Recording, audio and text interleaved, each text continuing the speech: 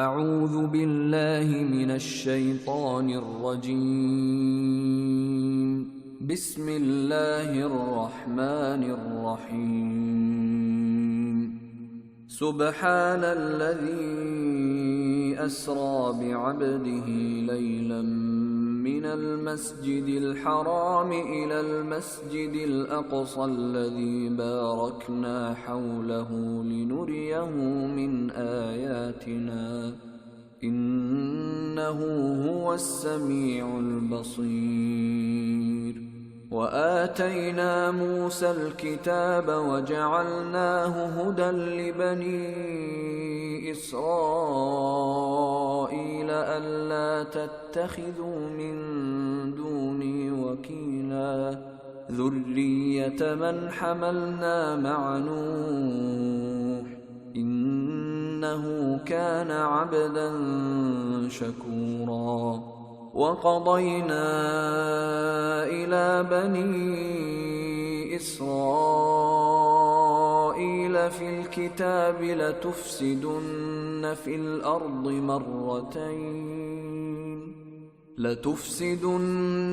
الأرض مرتين ولتعلن علوا كبيرا فإذا جاء وعد أولاهما بعثنا عليكم عبادا لنا أولي بأس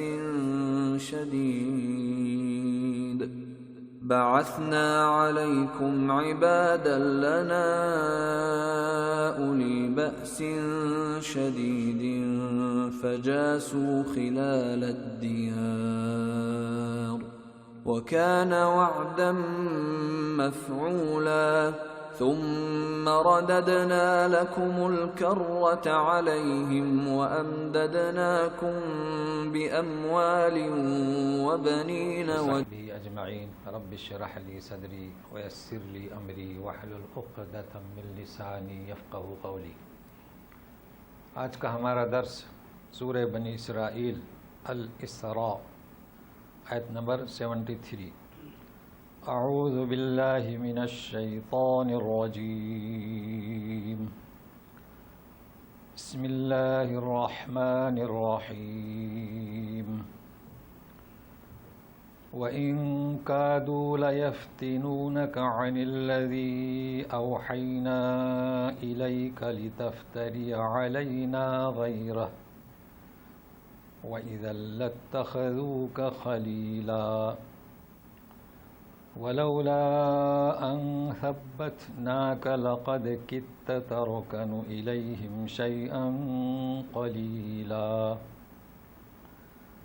إِذًا لَأَذَقْنَاكَ ضِعْفَ الْحَيَاةِ وَضِعْفَ الْمَمَاتِ ثُمَّ لَا تَجِدُ لَكَ عَلَيْنَا نَصِيرًا وَإِن كَادُوا لَيَسْتَفِزُّونَكَ مِنَ الْأَرْضِ لِيُخْرِجُوكَ مِنْهَا وَإِذًا لَا يَلْبَثُونَ خِلَافَكَ إِلَّا قَلِيلًا سُنَّةَ مَنْ قَدْ أَرْسَلْنَا قَبْلَكَ مِنْ رُسُلِنَا وَلَا تَجِدُ لِسُنَّتِنَا تَحْوِيلًا۔ 5 آیتوں پر مشتمل یہ بیان اور یہ مضمون ان واقعات کی طرف اشارہ کر رہا ہے مکی زندگی میں 11 سال تک جو پیش آ رہے تھے، اور ان مجموعہ 5 آیتوں کو سمجھنے کے لیے یہ ایسی آیات ہیں کہ لا یعلمہن کثیر من الناس، بہتروں کو پتہ نہیں چلتا، اس لیے خاص توجہ ترجمے سے۔ ترجمے اس میں قواعد آپ کی مدد کریں گے، ایک چیز۔ دوسرا اسلوب قرآن، اس کو سمجھیں، وہ مدد کرے گا۔ تیسرا اسلوب قرآن کی حکمت، یہ 3 چیزیں سمجھیں گے تو 5 آیتیں سمجھ میں آ سکتی ہیں، ورنہ ترجمے سے آپ غور کریں گے تو آپ کو خود اشکال ہوگا، ایسا کیسا؟ نبی کے بارے میں یہ کہا جا رہا ہے، تو جب خود مطمئن نہ ہوں تو اپنوں کو کیا مطمئن کریں، دوسروں کو کیا جواب دیں؟ تو یہ ایسا مضمون ہے، اس لیے ترجمے سے ہی ساتھ میں رہیے گا۔ دوسری چیز، یہ ایسا واقعہ ہے کہ وہ واقعہ ہمارے ساتھ بھی اس وقت ہے، یعنی 11 سال مکے کی زندگی میں مشرکین نے، مخالفین نے کوئی ہتھ کنڈا نہیں چھوڑا، لالچ دی نبی کریم صلی اللہ علیہ وسلم کو تو دھمکایا بھی، ڈرایا بھی، زبانی ایذائیں دی تو جسمانی بھی دی، اور معاشرتی بائیکاٹ تو معاشی پابندی۔ مطلب یہ کہ ہر انسان جس کے عزم کو، اس کے استقلال کو شکست دینے کے لیے جو کچھ کیا جا سکتا ہے وہ انہوں نے کیا، اس کو بھی ذہن میں رکھیے۔ تو سنیے اب، کادو، یہ ہے وہ قاعدہ، کاد کادا کادو، قریب تھے وہ لوگ ایذا دینے والے، لیفتنوک، یعنی محمد صلی اللہ علیہ وسلم، کہ بہکا دیتے آپ کو اس سے جو ہم نے وحی بھیجی۔ دیکھیں نا کیسی بات ہو رہی، وحی۔ اور تم دیکھو، لتفتری علینا غیرہ، تم ہمارے طرف اس وحی کے علاوہ، یعنی کہ جھوٹ ہم پر باندھ لیتے۔ دیکھیں ترجمہ ہی کیسا ہے، دیکھ رہے ہیں نا کیسا موقع ہے، کیا کیسے سمجھیں گے ہم اسے؟ تو قاعدہ آپ کی مدد کرے گا۔ اچھا، وَإِذَا لَاتَّخَذُوكَ خَلِيلًا، ایسی صورت میں آپ کو پکا دوست بنا دیتے ہیں۔ اچھا، دوسرا، وَلَوْلَا أَن ثَبَّتْنَاكَ، اگر ہم آپ کو ثابت قدم نہیں رکھتے تو اب یہ کتما کتم، جیسے کہ قاد کادا کادو، کتما کتم، تو آپ قریب تھے کہ ترکنوا الیہم شیئا قلیلا، آپ کچھ ان کی طرف مائل ہو جاتے۔ یہ دوسرا کت۔ اب تیسرا، اذا لاذقناک ضعف الحیات، ضعف یعنی دو گنا، دوہرا، زندگی میں دوہرا عذاب، وضعف الممات، مرنے کے بعد بھی دوہرا عذاب، ثم لا تجد لک علینا نصیرا، پھر تم ہمارے مقابلے میں کسی مددگار کو نہیں پاتے۔ خطاب کس سے ہے؟ نبی کریم صلی اللہ علیہ وسلم سے۔ دیکھا آپ نے، ترجمے سے بات چلے گی، کیا سمجھے؟ تو سب سے پہلی بات جو قاعدہ سمجھے، کاد کادا کادو۔ اصل مشکل مسئلہ کیا ہے کہ ترجمہ جو کیا ہے، میں ہمیشہ کہتا ہوں نتیجے کا ترجمہ، رزلٹ آپ کو تیار کر کے دے دیا تو سمجھ میں نہیں آتا۔ بہت کم لوگوں نے کاد کا ترجمہ کیا ہے۔ تو کاد کا نام ہے صرف میں افعال متقاربہ، ذہن میں رکھیے اس کو، مسئلہ آپ کا حل ہو جائے گا آیتوں کے سمجھنے میں۔ کیا مطلب افعال متقاربہ؟ یعنی قریب تھا۔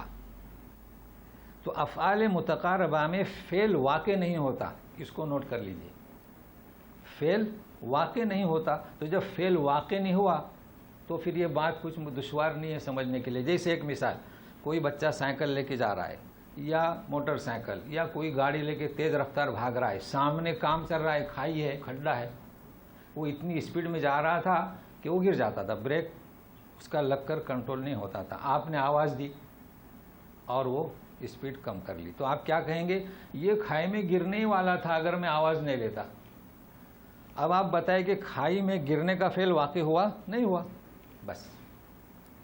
تو کاد، اے رسول آپ کو بہکانے کے قریب تھے تو بہکایا نہیں، بہکانے کی کوشش کی، آپ بہکے نہیں، یہ ہے بات، سمجھے؟ تو آپ اشکال نہیں رہے گا۔ تو اب ساتھ میں چلیے، قریب تھے کہ آپ، اب دوسری جگہ پر بھی وہی کہ لقد کت ترکنوا الیہم، وہ بھی کاد ہے، کاد کادا کادو، کت کتما کتم، کہ آپ قریب تھے مائل ہوتے۔ تو مائل ہونے کا فعل واقع نہیں ہوا۔ تو یہ ایک قاعدہ۔ ابھی اور دو باتیں، دو یا تین سنیے بھی۔ اذا لاذقناک ضعف الحیات، جی تو ہم چکھاتے، چکھانا جانتے ہیں عذاب کیسا؟ دوہرا، زندگی میں اور موت کے بعد۔ اچھا، بعض مفسرین جو ہے مختصر سا لکھ کے خارج ہو گئے میدان سے، لکھ دیا کہ دیکھو اس کی حیثیت سے سزا ملتی ہے، اگر کوئی معمولی آدمی ہے تو ویسی سزا، اگر کوئی عالم قاری حافظ مفتی ہے تو اس دوگنی سزا۔ اس سے آیت کا مطلب سمجھ میں نہیں آئے گا، ایسی بات نہیں ہے۔ بات کیا ہے سمجھے؟ سب سے پہلی بات یہ ہے کہ رخ ہے ک، اے رسول ہے نا، ادک نا ک، اس میں کیا افادیت ہے، کیا حکمت ہے، اس کو سنیں۔ دیکھیے یوں کہا گیا کہ اے رسول، لیکن خطاب تو آپ سے ہے، رخ آپ نہیں۔ وہ کیسے؟ اس میں افادیت کیا؟ رخ کون ہے؟ مجرمین۔ جانتے ہیں آپ کہ یہودیوں نے کوشش کی کہ ہمارے فرد کوئی گناہ کرے تو آپ فدیہ لے کے چھوڑ دیں۔ کیا فرمایا نبی کریم صلی اللہ علیہ وسلم نے؟ اگر میری بیٹی فاطمہ بھی چوری کرے تو ہاتھ کاٹا جائے گا، ٹھیک ہے؟ اگر یوں فرماتے کہ کوئی بھی مدینہ کی لڑکی چوری کرے تو ہاتھ کاٹا جائے گا، افادیت کس میں ہے؟ اس میں کہ اپنے والے کا ذکر کرے۔ بھائی گاؤں کا سرپنچ کہے کہ گاؤں والوں کوئی شرارت کرے گا تو سزا ملے گی، مگر یوں کہے کہ سنو میرا بیٹا بھی شرارت کرے گا تو سزا ملے گی، تو افادیت کس میں ہے؟ اپنے کا ذکر کرو۔ تو رخ ادھر ہے کہ اے مجرموں سن لو کہ میرا محبوب بندے کے بارے میں بھی میں یہ کہہ رہا ہوں کہ اذقناک ضیف الممات، تو پھر تم، تو یہ افادیت سمجھے؟ یہ افادیت ہے۔ لیکن اور ایک دوسری بات، یہاں 3 باتیں سمجھنا انشاءاللہ، واضح ہو گیا جی۔ کلام پاک میں کئی جگہ پر ہے کہ اے رسول آپ کے پچھلے اور اگلے گناہ معاف کر دیے، ہے نا؟ انہی آیتوں میں سے ہے۔ تو ہم کیا جواب دیں؟ عصمت انبیاء، نوٹ کر لیں کیا، یعنی انبیاء معصوم ہیں، یہ ہمارا عقیدہ ہے، انبیاء سے کوئی گناہ سرزد نہیں ہوتا۔ تو پھر کیا مطلب؟ تو پھر یہ خطاب ایسا، تو سنیے، دیکھیے کئی جگہ پر آپ کو ایسا لگے گا کہ گرفت ہوئی ہے۔ چلیے یہاں بھی اسی آیت میں دیکھیے، اور پھر یہ گناہوں کی معافی کون سی؟ تو سنیے، انبیاء اور ہم فرق ہے، ہم سے لغزشیں ہوتی ہیں، خطائیں ہوتی ہیں، ہمارے لیے اللہ تعالیٰ نے رحم کرم کا راستہ کھلا رکھا ہے، لیکن انبیاء معصوم، سمجھتے ہیں نا معصوم، میلان بھی نہیں ہوتا، لقد کدت ترکن الیہم۔ تو پھر یہ کیا؟ تو سن لیجئے گا غور سے، غور سے، کیسی گناہ معاف؟ 2 پہلو ہیں، ایک خیر اور شر۔ عام انسان خیر بھی کرتا ہے، شر بھی کرتا ہے، تو اللہ تعالیٰ خیر کی وجہ سے شر کو مٹا دیتا ہے۔ انبیاء شر ہرگز ان سے صادر نہیں ہوتا۔ مگر سنیے، ہم کہتے ہیں نا انبیاء بھی بشر ہیں، انبیاء بھی انسان ہیں، تو خیر کے پہلو میں جیسے کہ دعوت دینا ہے، خیر کا معاملہ، تو خیر کے پہلو میں حد سے زیادہ ایسا طریقہ اختیار کرتے ہیں جو اللہ کو پسندیدہ نہیں تو گرفت ہوتی ہے۔ اس بات کو نوٹ کر لیں، اسے کہتے ہیں عصمت انبیاء۔ کبھی بھی شر انبیاء سے نہیں ہوتا، خیر ہی خیر ہوتا ہے، لیکن خیر کے معاملے میں جو اللہ کی مشیت ہوتی ہے، جو اللہ نے طریقہ بنایا کہ لوگوں کو صرف دعوت ہی دعوت، بس اس سے زیادہ پریشان ہونے کی ضرورت نہیں، تو خیر کے پہلو میں کوئی ایسا طریقہ اختیار کرتے ہیں جو اللہ کو پسند نہیں تو گرفت ہوتی ہے۔ بات واضح ہوئی؟ اس کا مطلب یہ نہیں کہ بڑے کو زیادہ سزا اور چھوٹے کو کم، نہیں۔ اب یہ 5 آیت کا ترجمہ سمجھ گئے، مطلب بھی سمجھ میں آ گیا۔ ایک تیسری چیز میں سمجھانا چاہتا ہوں، اگر سمجھنا چاہتے ہیں تو، اور کوشش کریں، چونکہ ایسی باتوں سے مجھے دلچسپی ہے تاکہ میری بھی دلچسپی برقرار رہے، تو ذرا ساتھ میں رہیے۔ ایک بات کو مزید میرے لیے، وہ یہ ہے کہ ضعف الحیات و ضعف الممات، دوہرا، ٹھیک ہے نا؟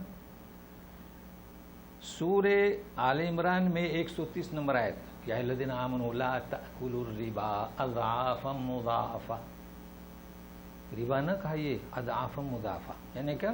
دوگنا۔ تو ضعف मुफरद, ज़िफ़ैन 2, अज़ाफ़ जमा, ठीक है।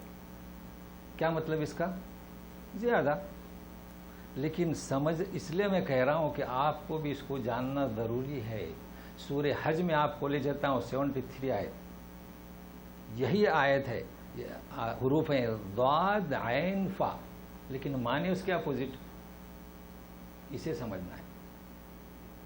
क्या माने? देखिए वहाँ पर जिक्र है कि जिनको तुम पुकारते हो ना, पूछते हो, मक्खी भी उनसे कुछ छीन ले ना, पर में तो इतने बूढ़े और कमज़ोर हैं। तो क्या है? ज़अफ़त तालिब वल मतलूब, जिनकी पूजा करते हो वो भी कमज़ोर और बूढ़े। वहाँ तर्जुमा है बूढ़े, वो फारसी है, और जो पुकारते हैं वो भी बूढ़े और कमज़ोर। तो यहाँ भी ज़ाद ऐन फा, वहाँ भी ज़ाद ऐन फा। समझना चाहते हैं इस फ़र्क को? जी समझना चाहते हैं तो सुनिए। आप डिक्शनरी खोलें। सुनते हैं ना कि कुरान सीखना है तो कुछ उलूम की ज़रूरत है, खोलिए डिक्शनरी या सर्च कीजिए, लगाइए ज़ाद ऐन फा, आपको सामने आएगा। क्या आएगा पता है? 2 पोजीशन रहेंगी। एक सरफी ग्रामर जानने वालों को उसमें लिखा रहेगा, जिसकी बात हो रही है ये ज़ैफ़ुन की, ज़ाद, क्या वो समझ जाएगा। वो कैसे पढ़ेगा? सुनो भी, दअफ़ यदइफ़ो, चूँकि उसे पता है। लेकिन मुब्तदीन के लिए भी तो क्या मिलेगा? 2 छोटी छोटी लाइनें, आप क्या कहेंगे? डैश छोटा, इधर है इधर, आप मारेंगे ज़ैफ़ तो 2 डैश मिलेंगे। पहले पे ऊपर ज़बर, दूसरे के नीचे ज़ेर। ये बहुत आसान है। तो क्या मतलब आपका? आप ऐसा पढ़ें, दअफ़ यदइफ़ो, ऐसा पढ़ें, दरब यदइफ़ो। जो कितना आसान कर दिया। तो इसकी जमा क्या? सूरह आल इमरान में अज़आफ़, क्या मतलब? कमज़ोर। उसके बाद दूसरी लाइन मिलेगी, या ये पहले होगी या ये पहले होगी, उस पर क्या मिलेगा? काफ। तो जानने वाला समझ जाएगा कि करोम यकरुम, दऊफ़ो यदऊफ़ो। देखिए पहला क्या था? दअफ़ यदईफ़ो, दूसरा क्या? दऊफ़ यदऊफ़ो। तो 2 डैश मिलेंगे, पहले पर भी पेश, दूसरे पर भी पेश। हुआ फ़र्क? समझ सकते हैं आप? तो जब दऊफ़ यदऊफ़ो तो उसका मज़दर अलग, अज़ाफ़ नहीं कह सकते क्योंकि कमज़ोर। हाँ, तो यहाँ अज़ाफ़ और वहाँ ज़अफ़न व ज़िअफ़न। तो यहाँ मज़दर क्या आएगा? वहाँ मज़दर, यहाँ पर पेश नहीं है तो दोफन नहीं आएगा, और वहाँ पेश ही पेश है तो ज़ेर नहीं आएगा। तो बहरहाल ये कायदा बतला दिया, ये कवायद वाले भी मेहनत करते हैं, तो इतना काफ़ी है। कायदा के मुतालिक बताया, उसलूब बताया, उसलूब की इफ़ादियत, और ये एक कायदा। अब आगे चलते हैं। फिर आए कादू, वइन कादू। इस कादू को साथ में रखना, 14 सेगे हैं। करीब, अमल वाक़ नहीं होता। लयस्तफ़िज़ूनक, इस्तिफ़ज़ाज़ किसे कहते हैं? अगर लोगों के पास कुल्हाड़ी और आरा नहीं है तो दरख्त को पकड़ के हिलाओ, हिला हिला कर इतनी हरकत दो कि वो परेशान हो जाए, जड़ से उखड़ जाए, ये है मुराद। तो अभी लोगों ने तो तर्जुमा किया है कदम उखाड़ देते, मतलब इतना परेशान किया नबी करीम सल्लल्लाहु अलैहि वसल्लम को, इतना तो करीब थे कि कदम उखाड़ते, मगर उठाए कदम उखाड़े नहीं। बात वाज़े है। किस लिए? मिनल अर्दी, ताकि मक्का छोड़ दें। लियुखरिजूक मिनहा व इदल ला यल्बसून खिलाफक इल्ला कलीला, अगर आपको निकाल देते तो फिर ये आपके बाद ज़्यादा रहते नहीं। और ये सुन्नत मन कद अरसलना क़ब्लका मिन रुसुलिना, ये तरीका हमारा उसलूब है, आपके पहले जितने भी नबियों को भेजा, जब उन्होंने उन्हें निकालने की कोशिश की, वो निकले हैं तो ये बाद में रहे नहीं। वला तजिदु लिसुन्नतिना तहवीला, हमारे तरीके में कोई आगे पीछे कोई नहीं कर सकता। अब ठीक है, तर्जुमा कर दिया, तब्दीली, कोई बात, कोई हेर फेर नहीं कर सकता। ये किसकी तरफ इशारा है? चाहते थे कि मक्का से इन्हें हटा दें, किसी ने कहा कि नहीं, ये तो दूसरी जगह जाके वहाँ फिर तबलीग करेंगे, अपना जादू चलाएंगे, मगर असबाब ऐसे बनाए, फिर अल्लाह का हुक्म हुआ, अल्लाह के हुक्म से गए हैं। उसके बाद क्या हुआ? 1.5 साल के करीब बदर में इन्हीं के कदम उखड़ गए। फिर क्या हुआ? 8 साल के बाद मक्का से भी ये मक्का भी कब्जे में आ गया। तो ये है 5 आयतों का रिज़ल्ट और नतीजा। कदरे मैंने कोशिश किया हूँ समझाने की, मगर ये पूरे कुरान में आपको कुरान फहमी के लिए मददगार मुफीद होगा। अब सुनिए, अब ज़रा तैयार रह जाइए। قصہ چلا تھا معراج کا، ٹھیک ہے؟ تو دو چیزیں ہیں. آپ جانتے ہیں کہ جو کوشش کر رہے تھے صحابہ کے ساتھ، رسول کے ساتھ، کہ ان کے عزم کو، استقلال کو شکست دیں، یہی پوزیشن آج دنیا کے سارے مسلمانوں کے ساتھ ہے. یہی کر رہے ہیں کہ ہمارے عزم اور ہمارے استقلال کو شکست دیں، ہم گھبرا جائیں، ہم پیچھے ہٹ جائیں، اپنے دین کو چھوڑ دیں، اپنے وطن کو ترک کر دیں. ایک ہی پوزیشن ہے. تو ایسے وقت میں جو نصیحت اور وصیت کی گئی رسول کو، وہی آج ہمیں. تو کیا کہا گیا؟ ثابت قدمی. ثابت قدمی کا مطلب کیا؟ صرف صبر و تحمل نہیں. صبر و تحمل یعنی کوئی رد عمل نہیں کرنا غلط، اپنے دین پر باقی رہنا، جمے رہنا. تو دین پر جمے رہنے کے لیے کس کا سہارا لے سکتے ہیں؟ سب سے بہترین نماز. تو اب نماز کا ذکر ہو رہا ہے. اقیم الصلاۃ. تو آج ہمیں بھی نماز سے سہارا لینے کی ضرورت ہے. وہی حالات ہیں اور یہی پوزیشن ہے. اگر جس کسی بستی سے مسلمانوں کو نکالیں، وَإِذَا لَا يَلْبَثُونَ خِلَافَكَ إِلَّا قَلِيلًا. ٹھیک ہے؟ مگر دوسری بات، یہ تو روانی کے لیے. آپ جانتے ہیں نماز کہاں فرض ہوئی، ملی کہاں؟ ہدیہ میں معراج. جی. مگر کچھ نظام اس کا، تو آیتیں نازل ہوتی ہیں اور نبی کریم صلی اللہ علیہ وسلم اس مناسبت سے صحابہ سے کہتے ہیں کہ لکھتے جاؤ. تو یہ وہ آیت ہے کہ دوسرے ہی روز نماز کا نظام کس وقت پڑھی جائے، کتنی پڑھی جائے، اسے بتانے کے لیے آئے. تو یہ آیت اور اس کی شرح میں ایک حدیث، اور یہ بہت اہم موضوع ہے کہ نماز کا وقت کون سا، ہم کیا کر رہے ہیں، اختلاف ہم کیوں کر رہے ہیں. تو غور سے ساتھ میں رہیے. پہلے آیت کی تشریح اور پھر حدیث. اقیم الصلاة لدلوک الشمس الى غسق اللیل وقرآن الفجر ان قرآن الفجر کان مشہودا. نماز قائم کریں سورج کے ڈھلنے کے بعد. دیکھیے لام کا ترجمہ جیسے کہ با کے مختلف ترجمے ہیں، ویسے لام کے. سورج ڈھلنا ہے نا، زوال. الا غسق اللیل، رات اندھیری ہونے تک.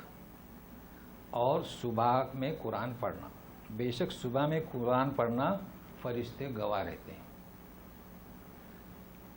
اس آیت میں مجمل 5 وقت کی نمازوں کا ذکر ہے. چونکہ جبرائیل امین آئے تھے اور 5 نمازیں بتلا دی تھیں، تو یہاں مجمل ذکر ہے. دیکھیے دلوک الشمس الی غسق اللیل، سورج ڈھلا تو ہم کیا پڑھتے ہیں؟ ظہر، عصر، مغرب، اندھیری تک عشاء، ہوئی 4. پھر قرآن الفجر سے مراد فجر کی نماز لی گئی، چونکہ فجر میں اس لیے قرآن فجر کہا گیا کہ قرآن کی رات زیادہ پڑھی جانا مطلوب ہے. اور مشہود اس لیے کہا گیا کہ فرشتے حاضر ہوتے ہیں. فرشتے تو ہر نماز میں حاضر ہوتے ہیں، عصر میں بھی، ظہر میں بھی، مغرب میں بھی، عشاء بھی. مگر چونکہ خاص اہمیت حاصل ہے اسے، تو ہوتا ہے نا فرشتوں کا ذکر ہوتا ہے، پھر جبرائیل امین کا، تو کوئی اشکال نہیں سمجھنے کے لیے.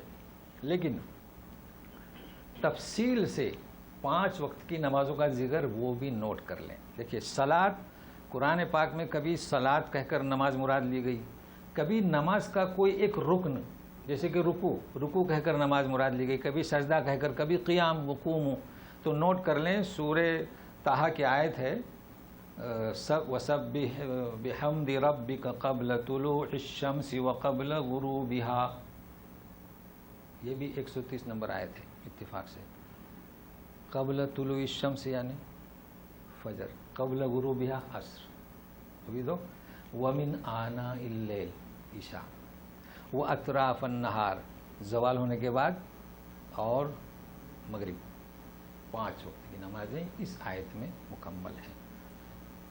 اب سنیے، صلاۃ جانتے ہیں ہم، دلوک شمس کسے کہتے ہیں، اور غسق اللیل کسے، اور قرآن الفجر کسے. تو قرآن الفجر یعنی کیا، فجر کسے کہیں گے؟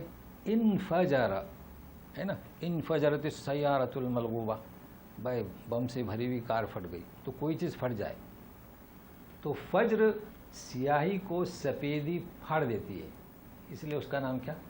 فجر، پھٹ جانا۔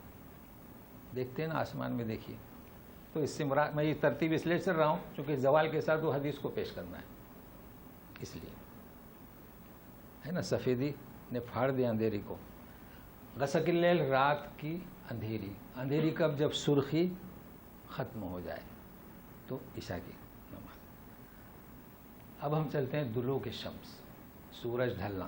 دیکھیں پہلے گھڑیاں نہیں تھیں، اور حدیث شریف، سنن اربع، اور یعنی 5 محدثین نے بیان کی، یہ حدیث صحیح ہے کہ جبرائیل امین آئے۔ اس حدیث کو غور سے سنیے گا، کعبہ شریف کے پاس، اور آپ صلی اللہ علیہ وسلم کو 5 نمازیں پڑھائیں، اور ایک نہیں، میں سمجھا حدیث پڑھ رہا ہوں، پھر آپ کو حدیث ملے گی عربی اور اردو دونوں، مگر چونکہ اس میں سمجھانا ہے تو الفاظ زیادہ۔ 2 دن آئے مسلسل، تو پہلی نماز جو ہے وہ دلوک الشمس، چونکہ اللہ تعالیٰ نے ابتدا کیسے کی؟ لدلوک الشمس۔ پہلے یہی ہوتا تھا کہ ٹائم ٹیبل ہیں، کتابیں ہیں، ظہر، پھر عصر، اور آخر میں فجر، مگر اب تبدیلی ہو گئی، چونکہ آپ لکھنے والے خالی وہ لکھنے والے ہی ہوتے ہیں، قوانین سے نا واقف، تو پہلے فجر کی لکھتے ہیں، البتہ پہلی نماز کون سی؟ ظہر۔ تو کب پڑھائی؟ آپ صلی اللہ علیہ وسلم فرماتے ہیں جب سایہ جوتی کے تسمے کے برابر ہوا تو ظہر کی نماز پڑھائیں۔ تو اب آپ دھوپ میں کھڑے رہیے اور جوتے کے برابر سایہ آگے چلا آیا آپ کا، تو زوال ختم ہو گیا، ٹل گیا، نماز شروع ہو گئی۔ دھوپ چاہیے بس، گھڑیوں کی کیا ضرورت؟ ظہر کی نماز۔ پھر عصر کی 1 قد، تو کتنا ہوگا؟ 5.5 فٹ، جی، عصر کی نماز پڑھائی، ذہن میں رکھیے اس کو۔ پھر مغرب کی نماز جب سورج کی ٹکیا غائب ہو گئی۔ پھر عشاء کی نماز کب؟ جب سرخی ختم ہوئی، غسق اللیل۔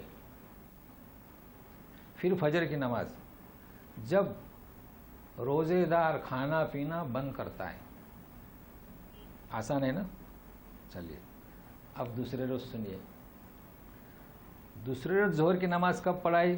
جب سایہ 1 قد، تو پہلے روز جوتی کے برابر 1 قد سایہ 5.5 فٹ ہونے پر ظہر کی نماز پڑھائی، 2 قد ہونے پر عصر کی، مغرب کی ٹکیا سورج کی غائب ہونے پر، عشاء کی تہائی لیل، یعنی آپ کیا کہیں گے 1/3، فجر کی روشنی پھیلنے پر۔ اب اس کو ذہن میں رکھیے،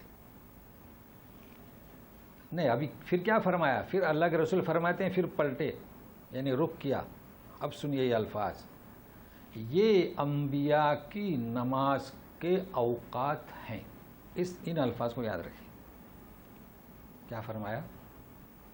یہ انبیاء کی نماز کے اوقات ہیں، ان دونوں وقتوں کے درمیان نماز کا صحیح وقت ہے۔ یہ الفاظ کیا مطلب اس کا؟ کہ ایک زوال کی جوتے کی تسمیہ سے لے کر 1 قد تک، اس کے درمیان آپ کبھی بھی ظہر کی نماز ادا کریں، 12:30، 1، 1:30۔ عصر کی نماز 2 مثل، اس کو آپ کو کتاب میں ملے گا 2 مثل، تو انہوں نے نتیجہ کیا نا، قد کے بجائے 2 مثل، بات وہی ہے کہ اپنا دوگنا سایہ۔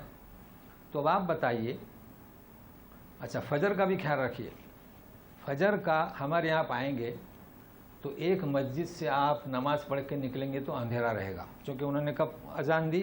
جب افطار، کھانا پینا روزے دار کو بند ہوتا ہے۔ دوسری مسجد میں نماز پڑھ کے باہر نکلیں گے تو روشنی پھیلے گی۔ یہاں تو سب ایک ہی طریقہ ہے جی۔ ظہر کی نماز ایک جگہ ہوگی کتنے بجے؟ مان لیجیے 12:30 بجے، تو دوسری جگہ 2 بجے۔ عصر کی نماز ایک جگہ 4 بجے، دوسری جگہ 5 بجے۔ اب آپ بتائیں کہ یہ انبیاء کے وقت ہیں کہ نہیں، ہے نا؟ مگر یہ تو کسی کو بتایا ہی نہیں کہ انبیاء کے وقت ہیں۔ آپ پوچھے گا یہ کیا، تو بولے شافعی مسجد، یہ کیا؟ تو حنفی مسجد. تو پھر انبیاء کے وقت کون سے؟ یہ ہے پیغام. کیوں نہیں کہتے کہ جبریل امین آ کر بتا گئے کہ انبیاء کے اوقات ہیں، انبیاء کے نماز کے؟ تو بھلا بتائے اس بات کا پرچار کیا جائے تو کوئی فرد کہہ سکتا ہے کہ ہمارے یہاں تو 3:30 بجے اذان ہوتی ہے، 5 بجے کیسی؟ یا 5 بجے ہوتی ہے، ہم یہ 3:30 بجے کیسی؟ کسی میں جرأت ہوگی؟ نہیں. مگر جرأت کیوں ہوتی ہے کہ 5 بجے والی اذان کس کی؟ ان امام کی. 3:30 بجے والی کس کی؟ ان امام کی. ہم تو ہر جگہ پڑھتے ہیں، کہیں بھی جائیں. کیا سمجھ کے پڑھتے ہیں؟ یہ انبیاء کے نماز کیا کہ اوقات ہیں. اس وجہ سے میں اس چیز کو بتلا رہا تھا. ہم نے پڑھا، یہ حدیثیں ہم نے بھی پڑھی، امتحان دیے، پاس بھی ہو گئے الحمدللہ. مگر باہر دیکھ رہے ہیں تو صرف تبرک کے لیے نہیں جاتے نماز. تو اس بات کا افسوس ہے. کس قدر محنت کریں گے سمجھ میں. آپ تو سمجھے اب اس کو، اس پیغام کو. اور احادیث ہیں اور آپ کو انشاءاللہ میں بھیجتا ہوں. تو سنیے، یہ بات تھی نماز کے اوقات کی. اب آپ کبھی ہمت کریں گے کہ 3:30 بجے اذان ہو اور آپ باہر نکلیں؟ کیسی جرأت ہو رہی ہے. نماز ہم پڑھیں تو انبیاء کے وقتوں کی، صحیح وقتوں کی. تو اتنا کافی ہے. اب سنیے، یہ 5 نمازوں کا وقت بتلا دیا گیا، ٹھیک ہے. اب تہجد کی نماز علیحدہ سنیے. وَمِنَ اللَّيْلِ فَتَهَجَّدْ بِهِ نَافِلَةً لَكَ عَسَىٰ أَن يَبْعَثَكَ رَبُّكَ مَقَامًا مَحْمُودًا. دیکھیے مقام محمود آیا آج، گزشتہ ہی شاید یا اس کے پہلے اذان کے بعد کی دعا میں پڑھ چکے تھے نا، وَبَعَثُوا مَقَامًا مَحْمُودًا. تو الحمدللہ ابھی دیر نہیں ہوئی ہے زیادہ، اچھی طریقے سے ہم سمجھنے کی کوشش کرتے ہیں کسے کہتے ہیں مقام محمود. تو پہلے تہجد، رات. سورہ مزمل میں ہے قم اللیل الا قلیلا نصفہ او زد علیہ. کیا مطلب؟ اس کو دیکھ لیں آپ، مزمل کی ترجمہ. قم اللیل الا قلیلا، پھر کیا کہا کہ نصف او زد علیہ، او انقص ہے نا، نصف او انقص. تو دیکھیے 4 نصف یعنی 2 حصے، اس میں سے بھی کم کر، او انقص. تو کتنا ہوا تہجد کا وقت؟ ہمارے یہاں 1/3، رسول کے لیے تھوڑا زیادہ. تو کیا مطلب تہجد؟ تہجد کی نماز کا، تہجد کا مطلب یہ کہ سو کر اٹھ جاؤ. تو یہ ذہن میں رکھیں مزمل کی آیت کو، نصف او انقص.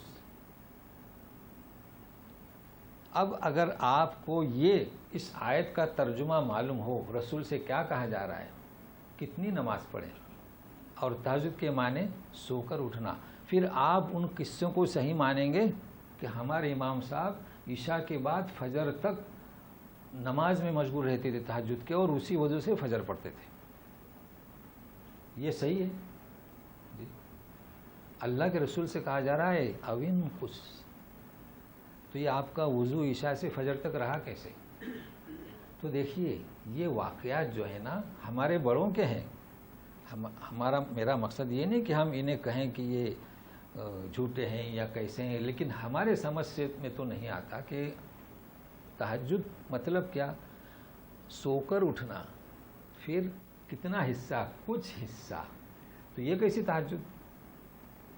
100 رکعت پڑھتے پڑھتے. یہ کوئی کمال نہیں ہے کہ آپ عشاء کی نماز سے فجر کی نماز، عشاء کی وضو سے فجر کی نماز پڑھے. ایسا کہیں بھی حدیث میں نہیں ہے کہ آپ وضو جو ہے سنبھال کے رکھو. یہ کوئی کمال کی بات ہے نہیں، ایسا کہیں نہیں.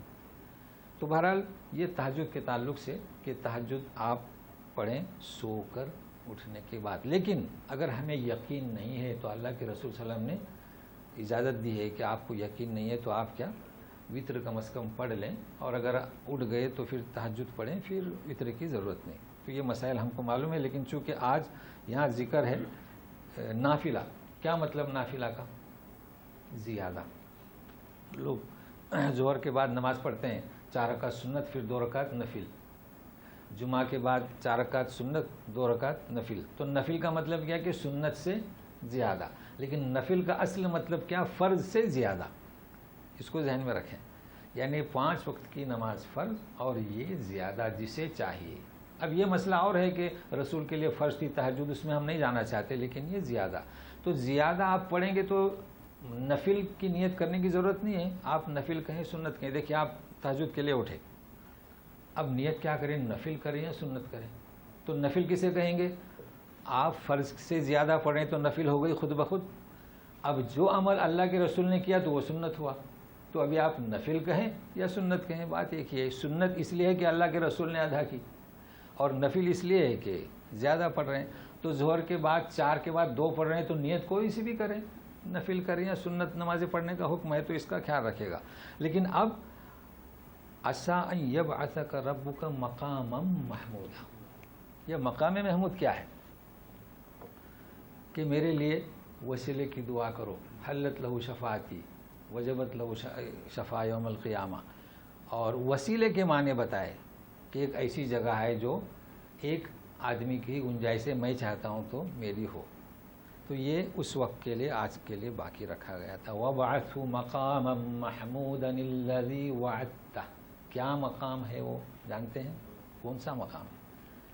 دیکھیے، ایک تو کوثر، اللہ کے رسول صلی اللہ علیہ وسلم کوثر پر موجود رہیں گے، ہے نا. اِنَّا أَعْطَيْنَاكَ، شفاعت کے مقام پر کھڑے ہوں گے. تو آپ کو یہ معلوم ہونا چاہیے کہ یہ کوثر، یہ شفاعت کا مقام اسی مقام محمود کا حصہ ہے. تو مقام محمود کیا ہوگا؟ یہ اللہ تعالیٰ کی جانب سے جو آپ کو نعمت، آپ کو جو عزت عطا ہوگی، وہ مقام محمود ہے. باقی ہم اس میں غلو نہیں کرتے. لوگ تو غلو کرتے ہیں کہ آقا وہاں بیٹھیں گے اور تمہارے گناہ معاف کریں گے. غلو نہیں ہے، بلکہ یہ حصہ ہیں. اور مقام محمود ہم صرف دعا کریں. وَابْعَثْهُ مَقَامًا مَحْمُودًا الَّذِي وَعَدتَّهُ. ٹھیک ہے. اب چونکہ سلسلہ چل رہا تھا، اس لیے اسے ہم ختم کریں گے کہ انہوں نے کوشش کی کہ عزم، استقلال شکست کھائے، اللہ تعالیٰ کا حکم و ہجرت کرنے کا. مگر ایک انسان جب اللہ کے حکم سے جاتا ہے تو کس طریقے سے جائے، اس کی کیفیت کیا، اس کی نوعیت کیا، دعا کیا. تو سنیے، وَقُلْ رَبِّ أَدْخِلْنِي مُدْخَلَ صِدْقٍ وَأَخْرِجْنِي مُخْرَجَ صِدْقٍ وَاجْعَلْ لِي مِن لَّدُنكَ سُلْطَانًا نَصِيرًا. کہہ دو اے رسول، جاتے وقت، نکلتے وقت، اے رب ادخلنی مدخل صدق. سب سے پہلے کہاں نظر؟ مدینہ میں. وَأَخْرِجْنِي مُخْرَجَ صِدْقٍ، یہاں سے بھی مجھے نکال. کیا مطلب؟ یعنی صداقت پر نکلو. نکلنے کے بعد یوں نہ ہو کہ فلاں صاحب یہ غلط کام کر گئے. صداقت پر نکلے ہیں کہ امانتیں بھی حضرت علی کے سپرد کی ہیں، اور صداقت کے لیے داخل ہوئے مدینہ میں. ہم جب کسی شہر میں جائیں گے تو سچائی حاصل کرنے کے لیے، لوگ مجبور کر رہے ہیں، دین پر چلنے نہیں دے رہے ہیں، تو سچائی کے لیے داخل ہوں اور سچائی کے ساتھ نکلیں. مطلب واضح ہے. مگر سنیے، وَاجْعَلْ لِي مِن لَّدُنكَ سُلْطَانًا نَصِيرًا. اسے ذرا غور سے سنیے گا. سلطانن، سلطان کے معنی کیا؟ بادشاہ. تو یہ جو میں آپ کو ترجمہ بتا رہا ہوں، ایک صحابی قتادہ، دوسرے تابعی حسن بصری، تیسرے تفسیر کے ماسٹر ابن جریر، چوتھے تفسیر کے ماسٹر ابن کثیر، یہ چاروں کا ترجمہ بتا رہا ہوں. سلطانن نصیرا، مجھے ایسا اقتدار عطا فرما وہاں جانے کے بعد جو اس دین کو پھیلانے کے لیے معاون اور مددگار ہو. کیا مطلب؟ اب لوگ کہتے ہیں کہ اقتدار کی بات مت کرو. جی، خالی وعظ و نصیحت. چلیے ہم اس سے بڑھ کر قرآن. مگر آپ کو معلوم ہونا چاہیے، اور یہ میں اپنی طرف سے نہیں کہہ رہا ہوں، قرآن اور وعظ و نصیحت، وعظ و نصیحت ترغیب دلاتی ہے، قرآن آپ کو متوجہ کرتا ہے. مگر دیکھیے مطلب کا پہلو سمجھنے کی کوشش کریں. میں کیا کہنا چاہتا ہوں کہ وعظ و نصیحت، قرآن ہی کو ہم لے کر چلیں تو کئی ایسے مسائل ہیں وہ قرآن نافذ نہیں کرتا، وعظ و نصیحت نافذ نہیں کرتے، جیسے کہ اقامت دین. نفاذ شریعت، اجرائے قصاص، واضح و نصیحت قائم کرے گی؟ قرآن وہاں آئے گا نہیں. کیا؟ سلطان النصیرہ. بات واضح ہے. تو اقتدار ایسی چیز ہے، نبی کریم صلی اللہ علیہ وسلم کو جب اقتدار ملا تو قصاص عمل میں آیا. تو اس بات کو نوٹ کر لیں، یہ اقتدار معیوب نہیں بلکہ خدا پرستی ہے. کیا مطلب خدا پرستی؟ اس لیے کہ اللہ تبارک تعالیٰ نے جن چیز کو نافذ کرنے کے لیے کہا ہے، حکم دیا ہے، وہ چیزیں واضح و نصیحت سے نافذ نہیں ہوتی، اقتدار سے ہوتی ہیں. تو ایسا اقتدار مجھے عطا فرما. اور یہ چیز میں کئی دفعے کہہ چکا ہوں کہ جسے شوق ہے واضح الفاظ میں وزیر بننے کا، منسٹر بننے کا، وہ غلط طریقوں کو نہ اپنائے، جا کر حصہ لے اور ایسی کوشش کرے. اس کے لیے جو شرائط ہیں کہ ممبر بننا اور اتنے پیسے دینا اور ٹکٹ نکالنا، جا کے کرے. یہ تو مطلوب چیز ہے. مقصد کیا ہونا چاہیے؟ اللہ کے دین کو نافذ کرنا. تو یہ بات یہاں پر ان چاروں مفسرین کے انداز کو میں نے پیش کیا ہوں اور بات بالکل سمجھ میں آ رہی ہے. مطلب یہ سمجھیں کہ یہ معیوب نہیں بلکہ کیا ہے؟ مطلوب ہے. سلیمان علیہ السلام کو اقتدار ملا، داؤد علیہ السلام کو اقتدار ملا، یوسف علیہ السلام کو کیا فرمایا؟ مکننا یوسف فی الارض. کیا فرمایا؟ مکننا. آدم علیہ السلام کو کیا فرمایا؟ اسکن. تو اسکن کیسے کہتے ہیں؟ گھر میں رہو. جنت میں حکومت نہیں کرنا تھی، مگر مصر میں کیا کرنا تھا؟ حکومت کرنا تھی. تو فرق کو سمجھے. کبھی یہ نہیں کہنا کہ یہ سلطنت نہیں، یہ تو مطلوب ہے. تو اتنا کافی ہے. چلیے اور یوں کہیے وَقُلْ جَاءَ الْحَقُّ وَزَهَقَ الْبَاطِلُ إِنَّ الْبَاطِلَ كَانَ زَهُوقًا. یوں کہیے کہ حق آیا باطل مٹ گیا، اور یوں کہیے کہ باطل تو مٹنے ہی کے لیے تھا. آپ بخاری نکالیں گے تو اس کے ساتھ انہوں نے حدیث لکھی ہے، ترجمہ نہیں کیا ہے مکمل اس کا، میں کرا دیتا ہوں. عبداللہ بن مسعود سے کہ جب آپ مکے میں آئے تو بتوں کو مارتے تھے، یہی کہتے تھے وَقُلْ جَاءَ الْحَقُّ وَزَهَقَ الْبَاطِلُ، یہی کہتے تھے. اور باطل لا یبدئ ولا یعید، باطل تو ابتدا بھی نہیں ہو سکتی اور دوبارہ بھی نہیں ابھرے گا. یہ مارتے تھے اور بت کو گراتے تھے. تو اس کو یاد رکھیے گا. اب اس کے بعد یہ 2 آیتیں ہیں آپ کے لیے. سلطان النصیرہ، ٹھیک ہے. اور سلطان النصیرہ کی رہبری کس سے ہوگی؟ اقامت دین، نفاذ شریعت، اجراء قصاص کہاں سے ملے گی؟ تو سنیے وَنُنَزِّلُ مِنَ الْقُرْآنِ مَا هُوَ شِفَاءٌ وَرَحْمَةٌ لِّلْمُؤْمِنِينَ وَلَا يَزِيدُ الظَّالِمِينَ إِلَّا خَسَارًا. ہم نے قرآن اتارا ہے جو شفا ہے. آج نوٹ کر لیں، شفا نے شفاعت اور ہے جو مقام محمود کا ایک حصہ ہے، اور یہ ہے شفا. اور شفا کسے کہتے ہیں؟ یہ شفا کنارے. تو شفتین ہے نا قرآن شریف میں، ہدیناہ النجدین. تو شفا یعنی کنارہ، شفا یعنی شفا، فلاں کو شفا دے تو آپ شفا استعمال کریں. تو قرآن شریف ڈکشنری بھی ہے، سب کچھ ہے، خزانہ ہے. وَرَحْمَةٌ لِّلْمُؤْمِنِينَ، مومنین کے لیے رحمت، اور ظالمین من کے لیے خسارہ. ان چیزوں کو سمجھنا ہے. ہم جانتے ہیں کہ قرآن شریف یقیناً شفا ہے. تو شفا کون سی؟ دلوں کا روگ. آپ پڑھیے، دل کی گھبراہٹ دور ہوگی.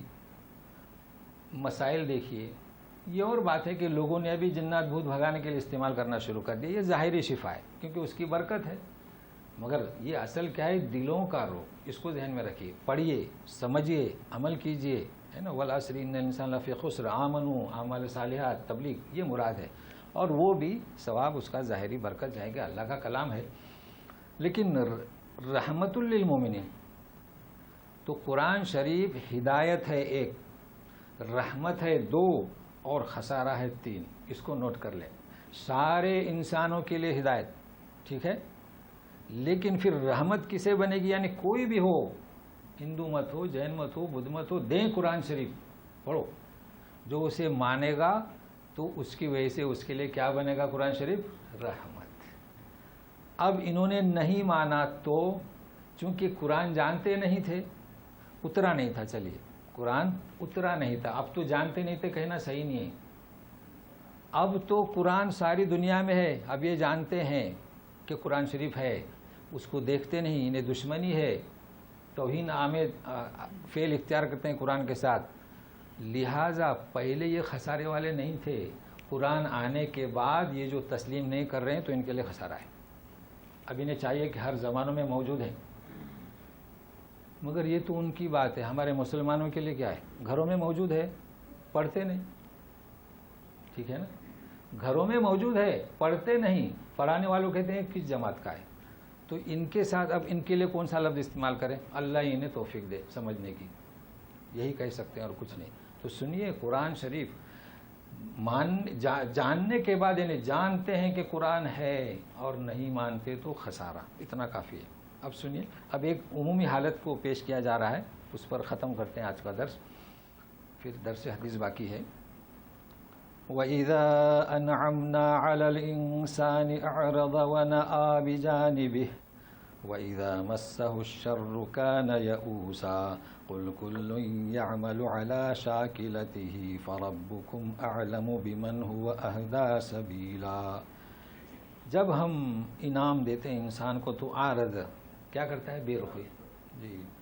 وَنَأَىٰ بِجَانِبِهِ، جانب پہلو تو ہی کرتا ہے، یعنی انعامات ملتے ہیں، خوشحالی تو اللہ کو یاد نہیں کرتا ایک انسان. وَإِذَا مَسَّهُ الشَّرُّ، اور جب برائی، جب تنگ دستی، بدحالی تو مایوس. ایک نیچر بیان کیا جا رہا ہے انسان کا، کئی دفعے ہو چکا ہے کہ جب مشکل آئے تو پھر اللہ کو یاد، پھر معبود بھی اس کے چھوڑ جاتے ہیں. آیتیں ہو چکی ہے، یہ کہنا مراد ہے. مگر کہا کیا جا رہا ہے؟ کہہ دو، اس آیت کو سمجھے. کل یعمل علی شاکلتہ، یہ شاکلہ کا لفظ کیا مطلب؟ لوگوں نے کہہ دیا اپنی جماعت. نہیں، جماعت کا ذکر نہیں ہو رہا ہے. جماعت ایک ہی. جماعت کون سی؟ ایک ہی، جماعت المسلمین.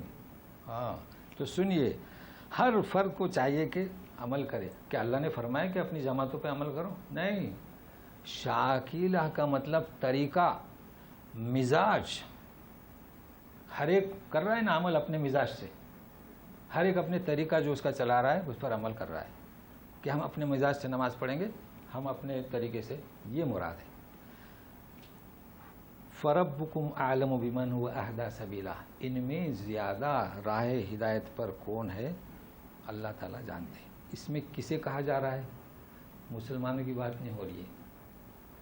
یہ بھی ایک نقطہ ہے. بھائی مسلمان کس پہ چل رہے ہیں؟ قرآن شفاء للناس.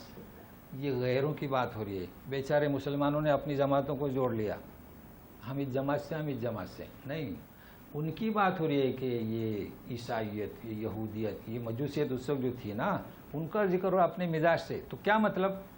انسان کا عمل، انسان کا اخلاق اس کے مزاج کا ترجمہ کرتا ہے. اگر کوئی بزد ہے کہ یہ قبر پرستی، یہ اولیاء تھے، تو اس کے عقیدے کا ترجمان ہے. کرتے رہے، ہم کیا کر سکتے ہیں. اگر کوئی بزد ہے کہ ان کی پوجا کی جائے درختوں کی، تو اس کے عقیدے کا ترجمان ہے. تو اب ہم کیا کر سکتے ہیں؟ یعمل علی شاکلتہ فربکم اعلم، تمہارا رب بہت خوب جانتا ہے. یہ کیوں کہا گیا؟ تانے دے رہے تھے نا کہ ہمارے معبودوں کو چھوڑ کر جا رہے ہو. تو ہمیں بھی تانے دیتے ہیں کہ اولیاء کرام کو نہیں مانتے. سب سے بڑا تانا کہ محمد صلی اللہ علیہ وسلم کو نہیں تسلیم کرتے. کیسے نہیں تسلیم کرتے؟ اذان میں کہتے ہیں اشہد ان محمد رسول اللہ. اس کے باوجود بھی ان کا مزاج جو ہے جہالت کا، احمقانہ، وہ پیش کرتے ہیں. بہرحال یہ درس تھا آج کا، اور اسی مناسبت سے آپ کو حدیث لے کر آیا ہوں. تو حدیث کے بعد پھر تلاوت کرتے ہیں. وہ حدیث اس طریقے سے ہے، اور حدیث بھی صحیح ہے، غور سے سنیے گا. اسی نماز کے تعلق سے سنن اربع اور احمد نے، 5 محدثین نے. یا بنی عبد مناف، کیا کہہ رہے ہیں اللہ کے رسول صلی اللہ علیہ وسلم؟ سنیے غور سے.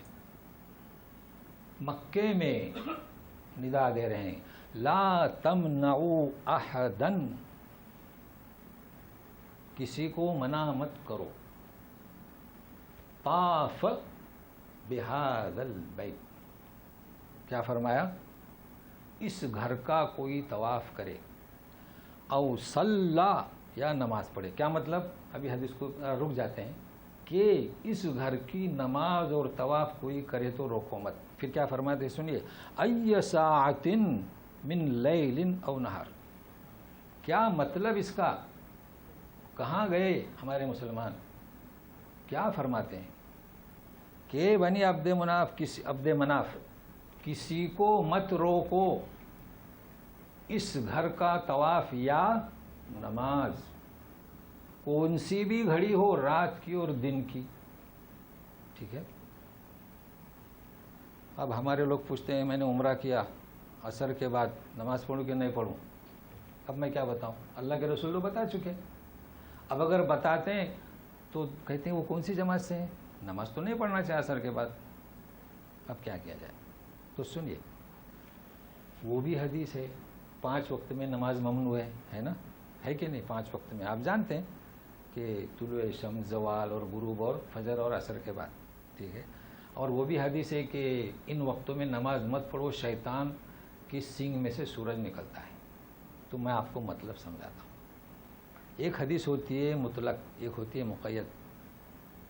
سینگ کے درمیان سے کوئی سورج نہیں نکلتا. مطلب کیا ہے کہ سورج جب نکلتا ہے نا، بھائی سورج کتنا بڑا ہے، زمین سے کئی گنا بڑا ہے، اضعاف مضافہ ہے نا.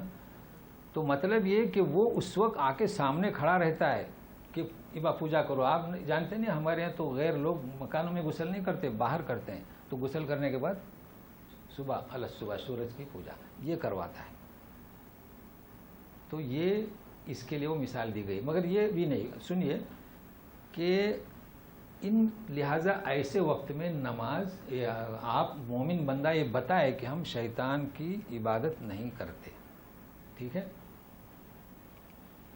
لیکن مسجد کو، اس کعبے کو خارج کر دیا، یہاں کوئی شیطان نہیں. خود تو شیطان ہو سکتا ہے اندر جانے والا، مگر شیطان نہیں. کبھی بھی 24 گھنٹہ آپ بتائیے. اسی لیے آپ دیکھیں یہاں کوئی لالٹین نہیں لگی رہتی. ہمارے یہاں مسجدوں میں وہ سرخ بتی لگی رہتی ہے، ذرا رکیے، پھر وہ ہری ہو جاتی تو نماز پڑھتے. وہاں بھی سگنل لگا دیے جی، یہاں کوئی نہیں. اب لوگ کہتے ہیں کہ بحاظ البیت تو کسی بھی مسجد میں کوئی زوال کا وقت نہیں. تو دیکھیے کتنا فرق ہے.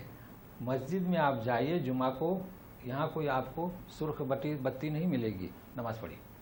کیوں؟ ایو ساعت انشاء، کسی بھی مسجد میں، وہ اللہ کا گھر تو یہ اللہ کا گھر. اور یہاں پڑھتے ہیں، آپ نے دیکھے ہوں گے نا.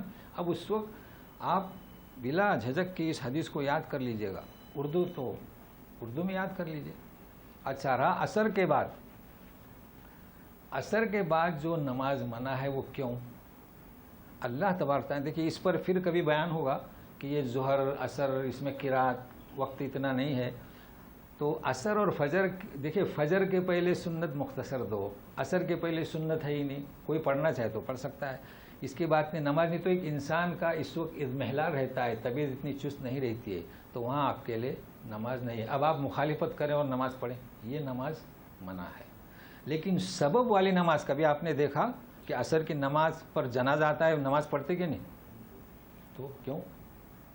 اس لیے کہ سبب جو ہے، سبب والی نماز پڑھیں، مطلق نماز نہ پڑھیں. آپ نے عصر کی نماز پڑھ لی، پھر کہتے ہیں کہ میں ذرا اور 2 رکعت نماز پڑھوں. نہیں، نبی کریم صلی اللہ علیہ وسلم سے ثابت نہیں. یہ مطلب ہے اس کی وجہ سے. لیکن اس مسجد سے نماز پڑھ کر ہم کوئی مسجد دیکھنے کے لیے گئے، نئی مسجد، عصر کے بعد نماز پڑھیں. کیوں؟ اللہ کے رسول کا حکم ہے کہ جب مسجد میں داخل ہو جاؤ تو تحیۃ المسجد. تو آپ جب بھی مسجد میں داخل ہوں، اللہ کے رسول کا حکم ہے کہ تحیۃ المسجد. اس کے لیے نہ زوال دیکھیں، نہ غروب دیکھیں، نہ عصر کے بعد دیکھیں، نہ فجر کے بعد. بات واضح ہو گئی. تو یہ باتیں کیسی ہیں؟ انبیاء کے نماز کے صحیح اوقات. بس یہی کہنا چاہتا تھا. تو اس کو آپ باندھ لیں، اور اس کے بعد پھر کوئی کسر باقی رہ گئی تو آپ پوچھ سکتے ہیں، آج نہیں تو آئندہ. تو اللہ تعالی ہم میں سے ہر فرد کو، دیکھیے کلام پاک، اس کو سمجھنے کی توفیق عطا فرمائے. اور کوشش یہ کریں، دیکھیے آپ اتنی تو کوشش کریں کہ یہ کلام پاک ہر چیز بتاتا ہے. یہ جو نمازیں ہو رہی، اماموں کا نام نہ دیں، انبیاء کا نام دیں. یہ تو کریں. عرفات میں میری اور میرے انبیاء کی دعا کیا تھی؟ لا الہ الا اللہ وحدہ لا، ہے نا. تو یہ بتانے کی کوشش کریں تو آپ کو اجر ملے گا. کم سے کم اس کو ایک سوچنے پر مجبور کریں کہ وہ سوچے کیا ہے. تو دعا کرتا ہوں اللہ تعالیٰ حالات حاضرہ جو ہیں اللہ تعالیٰ تو یہ ہمارا کفیل ہے، اور الحمدللہ اس کا تعاون رہا پہلے سے اور آج بھی ہے، اور اب حالات پرسکون ہو رہے ہیں۔ مزید اللہ تعالیٰ ہمارے مسلمانوں کے ساتھ رحم کرم کا معاملہ فرما۔ وصلی اللہ علی محمد وعلی آلہ وصحبہ اجمعین برحمتک یا ارحم الراحمین۔ اعوذ باللہ من الشیطان الرجیم۔ وَنُنَزِّلُ مِنَ الْقُرْآنِ مَا هُوَ شِفَاءٌ وَرَحْمَةٌ لِّلْمُؤْمِنِينَ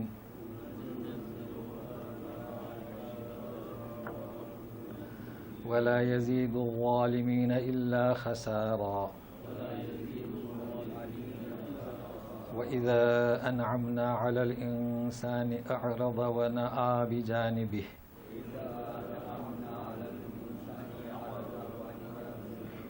وَإِذَا مَسَّهُ الشَّرُّ كَانَ يَئُوسًا قُلْ كُلٌّ يَعْمَلُ عَلَى شَاكِلَتِهِ فَرَبُّكُمْ أَعْلَمُ بِمَنْ هُوَ أَهْدَىٰ سَبِيلًا۔ جی آئندہ سبق پہلی آیت سے روح پر شروع ہو رہا ہے، تو وقت سے پہلے پہنچنے کی کوشش کریں۔ وباللہ التوفیق۔ جی ظہر اگر رہ گئی، ہاں عشاء اثر ہو گئی، ہاں تو کیسے پڑے گا؟ ہاں ظہر اگر اس کی رہ گئی اور کون سا وقت ہو گیا؟ عصر کا وقت ہو گیا، تو اسے چاہیے کہ پہلے ظہر کی نماز پڑھے۔ مسجد میں چلا گیا، ہاں مسجد میں چلا گیا تو ظہر کی نماز پڑھے، اثر کی جماعت ہو رہی ہے، ہاں ظہر کی نماز پڑھے۔ تو اس صورت میں کیا ہوگا، یہ مسئلہ جو ہے نا سمجھنے کی کوشش کریں یا پھر آئندہ رکھیں گے۔ جیسے کہ قضا نماز کسے کہتے ہیں، سمجھ رہے ہیں نا، اور ادا کسے کہتے ہیں۔ آپ کی ظہر کی نماز چھوڑ گئی، کب تک؟ تو عصر کی جماعت ہو رہی ہے، تو آپ اگر عصر کی نماز پڑھ لیے تو اب آپ کی ظہر کی کیا کریں گے؟ وقت سے نکل گئے قضا، لیکن آپ نے ظہر کی پڑھی تو قضا نہیں ہوئی، آپ ترتیب کے اندر ہیں، سمجھ رہے ہیں نا۔ اچھا اسی طریقے سے ظہر کی کیسے پڑے گا؟ اثر کی جماعت میں کھڑا ہو گیا نا، ہاں تو کیا مشکل کیا ہے؟ تو نیت ظہر کی رکھے، ہاں آپ کی ظہر کی، آپ ظہر کی نماز پڑھیں نا، سمجھ رہے ہیں نا۔ اصل میں یہ مسئلہ کیوں مشکل ہے، کتابوں میں لکھا ہے کہ اگر آپ کی ظہر کی نماز چھوٹ گئی اور عصر کی نماز ہے تو آپ عصر کی نماز پڑھ لیجئے۔ ابھی مجھے صحیح تعداد نہیں معلوم، لیکن عصر کے بعد بھی ظہر کی نماز نہ پڑھیں، پھر مغرب کی پڑھیں، پھر عشاء کی پڑھیں، پھر فجر کی پڑھیں، تقریباً 5 نمازیں ہونے کے بعد پھر ظہر کی پڑھیں۔ تو میں ان سے کہتا ہوں کہ آپ گارنٹی دیتے ہیں مجھے کہ میں زندہ رہوں گا؟ ہاں سمجھ رہے ہیں نا، اس لیے سب کنفیوز ہو رہے ہیں۔ تو وہ کہہ رہے ہیں کہ نہیں، تو بہتر یہ ہے کہ آپ جو ہے عصر میں ظہر کی نماز پڑھیں، ٹھیک ہے نا، اور اس کے بعد کون سی؟ عصر کی۔ تو اس سلسلے میں کیا آپ کو 2 نقطے ملیں گے۔ اگر آپ عصر کے بعد ظہر کی پڑھتے ہیں تو عصر کے بعد پڑھی، لیکن جائز ہے جیسے فجر کی سنت پڑھتے ہیں، لیکن آپ کی ترتیب باقی رہے گی۔ تو بات واضح ہے؟ جی جی ظہر ہو یا فجر ہو، قضا کس لیے ہوئی؟ قضا جو ہے فجر جو ہم نماز نہیں پڑھ رہے ہاں اور ہم 7 بجے اٹھ رہے کہ بھائی میں فجر سے قضا پڑھ لے رہا ہوں، ایسا ہو سکتا؟ ہاں یہ مسئلہ دوسرا ہے، سمجھ رہے ہیں نا۔ یہ مسئلہ کیا ہے کہ آپ سو رہے ہیں، تو وہ تو سو رہے ہیں نا، وہ کیوں سوئے، مطلب اٹھنے کی نیت تھی یا نہیں تھی، مطلب یہ کیا ہے؟ سوال۔ مسئلہ یہ ہے ہاں انسان سو گیا، ہاں غفلت کی حالت ہاں جو اٹھ گیا تو اس کو یاد ہے کہ بھائی ابھی میں نماز ختم ہو گئی تو ہاں پڑھ سکتا یہ سوال صحیح ہے۔ یہ تو اللہ کے رسول نے فرمایا، کیا فرمایا کہ جب تم سو جاؤ، کیا مطلب ہے کہ نیند لگ گئی، یہ مراد ہے، اذا نام، یا بھول جاؤ، مطلب کہ آپ کام میں ہے، کام میں ظہر ہے نا، دونوں چیزیں ایک ساتھ میں پیش کرتا ہوں جو اللہ کے رسول نے فرمایا۔ ذرا غور سے سنیے، اس پر مزید بھی ضرورت ہوگی آئندہ، لیکن ابھی سنیے کیا فرمایا کہ کوئی سو جائے، مطلب ایسا نہیں کہ آفس میں جانا ہے 9 بجے تو 8:30 کو بیل رکھی، اس کو معنی سو جائے نہیں ہے، یہ یاد رکھنا، سمجھے، مطلب ہے کہ نماز کے وقت اس نے بیل رکھی ہے اور ایک نماز کی پابندی ہے، تو سو گیا، آنکھ نہیں کھلی، کبھی ایسا ہوتا ہے بیل بج کے خود ہی سو گئی بیل، اب یہ اٹھائے تو اس نے کیا کرنا، ذرا غور سے سنیے۔ اب یہ اٹھائے تو اس نماز کو قضا نہیں کہتے، کیونکہ اللہ کے رسول نے کنسیشن دے دیا، جب بھی یاد آئے نماز پڑھو۔ تو کیسی نماز ہوگی آپ کی؟ ادا ہوگی، مگر اس کے لیے شرط ہے کہ آنکھ کھل گئی، وہ 8 بج گئے، فجر تو ہو گئی، تو سیدھا حاجت ہے اس کے ضمن میں آتی ہے، حاجت سے فارغ ہو جائیں، وضو کریں، نماز پڑھیں، تو کیا کریں گے؟ ادا. لیکن آپ نے سوچے چلو چائے بناؤ بیگم صاحبہ، چائے پینے کے بعد تو قضا ہو گئی. سمجھ رہے ہیں نا؟ بہت اچھا سوال کیا آپ نے. لیکن اس میں ایک سوال اور، ہاں جی اور کچھ، چلیے. یہ جو فجر کے بعد کی جو سنتیں جو باقی رہ جاتی ہیں، جی جیسا کہ فجر کی نماز ہوتے رہتی ہے، ہم سنت نہیں پڑھتے، ہاں سنت موقدہ نہیں ہوتی، جی جی. فجر کے بعد بھی ہو سکتی کیا سنت؟ تو اس سلسلے میں آپ کو حدیث بتا چکا ہوں کہ ایک صاحب آئے اور نبی کریم صلی اللہ علیہ وسلم جو ہے نماز پڑھ رہے تھے، جماعت پڑھا رہے تھے اور وہ سنت پڑھنے لگا. تو اس نے اللہ کے رسول نے پوچھا کون سی؟ تو بولے کہ فجر کی. تو بولے نہیں، یہ تو بتا چکا ہوں نا. سمجھ؟ ہاں. تو آپ نے فرمایا کہ بعد میں یا سورج نکل بعد میں پڑھو. تو یہ پورا حدیث سے ثابت ہے، جو فجر کے بعد پڑھتے ہیں وہ ثابت ہے، یا سورج نکلنے کے بعد وہ بھی ثابت ہے. مگر وہاں بھی تقسیم کر دیا، سورج نکلنے کے بعد حنفیہ کی نماز اور اس کے بعد شافعی کی نماز. وہاں بھی رسول کی بات نہیں ہوتی ہے، جبکہ وہ حدیث میں تفصیل سے بتا چکا ہوں، یاد ہوگی آپ کو. دونوں گنجائش ہے مگر رسول کی تقسیم کر دیا، یہ شافعی کی یہ حنفی کی. چلیے یہ دوہرا عذاب جو ذکر آیا ہے، جی اس میں ایک سوال یہ تھا کہ اگر آپ سورہ احزاب میں دیکھتے ہیں، آیت نمبر 30 جی ماتا میں موجود سے خطاب ہے، اگر تم کچھ فحش مبینہ کرتے ہو تو ہم تم دوہرا عذاب. جی یہ دوہرا عذاب کیوں؟ معلوم ہونے کی وجہ سے؟ تو اکثر لوگ کہتے ہیں یار معلومات زیادہ ہوئے تو عذاب زیادہ ہے. ہاں ہاں. یہ تھوڑا سا ہم یہاں بات ہوگا. وہ میدان سے خارج ہوتے ہیں. میں نے ذکر کیا یہ جو کہتے ہیں نا کہ یہ میدان سے خارج ہوتے ہیں، وہاں پر بھی یہی مراد ہے، وہاں تنبیہ اور ترغیب ہے. سمجھ رہے ہیں نا؟ لیکن وہ آیت آئے گی سورہ احزاب میں. آیا دوہرا عذاب. ہاں جی جی یا تو آپ نبی سے کریں یا وہاں سے موجود سے خطاب ہے کہ ہاں دوہرا عذاب ہے. ہاں تو قرآن کی آیت کہتی ہے کہ جو آپ جتنا برائی کریں گے اتنا عذاب دیں گے. اتنا عذاب ہے. وہاں یہاں دوہرا کیوں؟ دوہرا کیوں ہے نا؟ معلوم ہونا چاہیے. جی جی بہت اچھا. کہ دوسری سوال یہ ہے میرا کہ نفل کا جو ہے نبی صلی اللہ علیہ وسلم سے خطاب رہے گا تو مقام محمود دیں گے. جی امت کو کیا ملے گا تہجد پڑھنے سے؟ کہ نبی صلی اللہ علیہ وسلم بجائے امت کو تہجد پڑھنے کے کہہ رہے ہیں اذان کے بعد دعا کرو میرے لیے مقام محمود کے لیے. جی تہجد کا نہیں کہا آپ نے. جی تہجد میں نبی صلی اللہ علیہ وسلم کو مقام محمود مل رہا. جی جی امت تہجد پڑھے گی تو کیا مل رہا؟ کیا ہاں. مل رہا؟ یہ ذکر کیجیے. اور مقام محمود جو ہے جب نبی صلی اللہ علیہ وسلم کو تہجد سے مل رہا، ہاں. نبی صلی اللہ علیہ وسلم کو تہجد پڑھو مقام محمود کے لیے نہیں بولے. جی بولے کہ اذان کے بعد دعا کرو پھر جا کے مقام محمود ملے. ہاں. تو یہ فرق کیوں؟ نہیں دیکھیے فرق کیا ہے، بات ہے میرے لیے وسیلے کی دعا کرو، یہ تاکید دیا آپ نے. دیکھیے کہ جو کوئی میرے لیے وسیلے کی دعا کرے حلت لہو شفاعت، یہ ذکر ہے. آپ نے وہاں مقام محمود کے بارے میں کچھ نہیں فرمایا، صرف اس قسم کی دعا. ہاں فرق ہے نا. دیکھو وہ جو حدیث میں نے سنا ہے وہ کیا ہے؟ وسیلے کی دعا کرے کہ اس جگہ پہ میں پہنچوں، بس. سمجھ رہے ہیں نا؟ تو وہ بھی مقام محمود کا ایک حصہ ہے، اور حوض کوثر بھی مقام محمود کا حصہ ہے، اور شفاعت بھی مقام محمود کا حصہ ہے. تو مقام محمود کیا ہے؟ ہم دعا مانگتے رہیں. اور اللہ کو جو ہے مقام محمود یعنی کیا؟ مقام محمود دنیا میں بھی اور آخرت میں بھی. سمجھ رہے ہیں نا؟ دنیا میں بھی اور آخرت میں بھی. دیکھیے دنیا میں آپ کو مقام محمود ملا، سب آپ کی عزت کرتے ہیں، سب آپ کا نام لیتے ہیں، ہمیشہ پکارا ہوتا ہے، ہمیشہ درود ہوتی ہے، یہ مقام محمود. اور آخرت میں بھی مقام محمود رحمت للعالمین. یہ مقام، آپ کا سوال بالکل صحیح اور وقت پر تھا. تو یہ مقام محمود سے مراد عزت و عظمت دنیا میں آخرت میں، اور جو آپ کو حاصل ہے. لاکھ دشمن آپ کی توہین کرنے کی کوشش کریں، اس میں ناکام اور فیل ہے. امت کو کیا ملا؟ یہ تو سوال آپ کا بڑا کٹھن ہے، مگر امت کو کیا ملا؟ سمجھ رہے ہیں نا بھائی؟ امت کو کیا ملا؟ آپ کو مقام محمود ملے، آپ کو وسیلہ ملے، ہمیں حکم ہے ہم دعا کریں، تو ہمیں کیا ملے گا؟ کیا ملے گا؟ شفاعت. اور کیا چاہیے ہمیں؟ اس لیے کہ ہمارے اعمال صرف خیر کا پہلو نہیں، ہمارے پاس شر بھی اور خیر بھی ہے. تو ہمیں کیا ملے گا؟ شفاعت. نہیں ملے گا. کریں تہجد پڑھیے. تہجد کے بارے میں تو ذکر ہے نا کہ جو کوئی تہجد پڑھتا ہے نا تو چہرے پر نور، اور جیسے کہ بچتا ہے گناہوں سے. تو کوشش کریں. جی ایک مشورہ تھا مطلب کہ اگر آپ قرآن کی بات ایک 5 میں سوالات کے لیے ہوتے ہیں نا، تھوڑا کیا کہ جیسے آپ حدیث کہتے ہیں نا، سوالات حدیث کے لا رہے ہیں. ہاں تو حدیث سے چونکہ بڑی محبت ہے نا. وہی وہ نماز یہی وہی تو قرآن میں جو کچھ اشکال رہتے ہیں نا وہ سوالات نہیں آتے. جیسے حدیث اصل میں تو وہیں تو نہیں تو پھر ہم کو ایسا کرنا ہوگا کہ 11:15 کو بیان ختم کرنا ہوگا. نہیں تو ایسا کرتے ہیں 11:15 کو بیان ختم کریں، اور 11:15 سے 25 تک سوال قرآن کے، اور پھر حدیث. ایسا کرتے ہیں. سوال آپ 12:30 بجے تک بھی رکھتے تو ختم ہونے والے نہیں. ہاں وہ تو ہے. لیکن وہ ایک طریقہ ہے نا. دیکھیے آپ قرآن کے بارے میں جیسے آپ نے کہا نا, اگر ابھی وقت نہیں ہوتا تو آئندہ آپ سوال کریں, ایسی کوئی بات نہیں. ابھی سمجھا دیا نہیں تو آئندہ بھی رکھ سکتے ہیں, مگر آئندہ کا مطلب یہ نہیں ہے کہ اسے کیوں آئندہ رکھا, وقت کی وجہ سے. ویسے ہم آپ سے کہتے ہیں جلدی آئے, اور سب خیریت ٹھیک ٹھاک سمجھ میں تو آ رہا ہے نا, کوشش کرتے ہیں.